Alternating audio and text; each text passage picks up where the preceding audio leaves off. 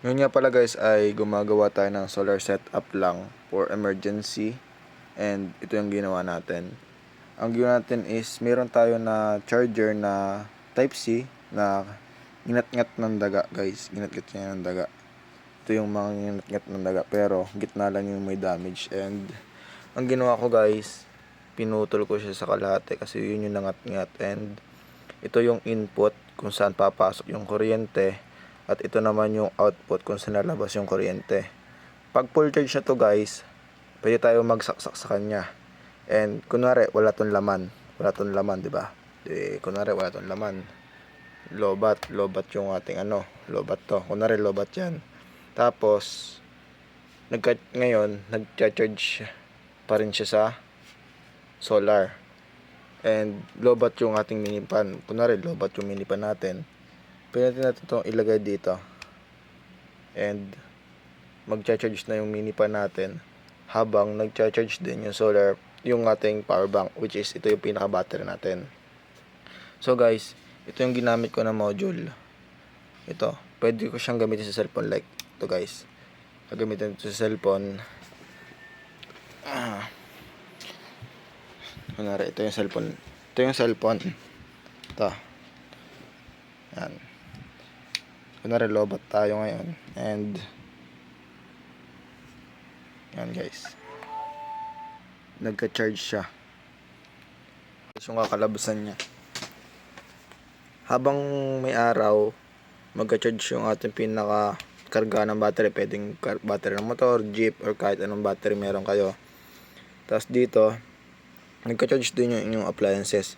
Pero guys, kung malataas yung volts na magka-charge, hindi kakayanin ng ito kasi yung ating solar panel is maliit lang. Yung solar panel natin is kasama nito.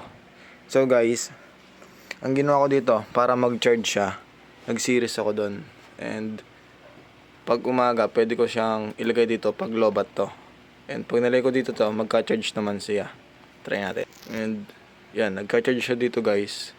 Nagka-charge siya. And yung kanyang power lang is nakapokus lang dito. Ngayon guys, papakita ko sa inyo kung gano'n lang kaliit yung ating solar panel.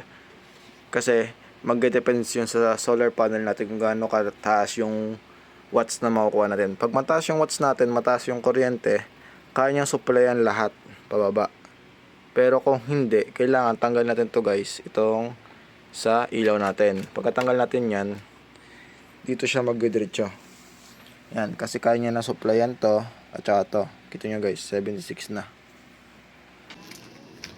Kasi guys, may kilala yung ating wire noon. Pero dito natin ito nilagay. Yan, dito. Sa likod. Yan guys, dito ko nilagay yung solar. Malit lang guys yung solar, bale alos isang dangkal ko lang yung solar panel eh. And mahina guys yung nakukuha niya araw.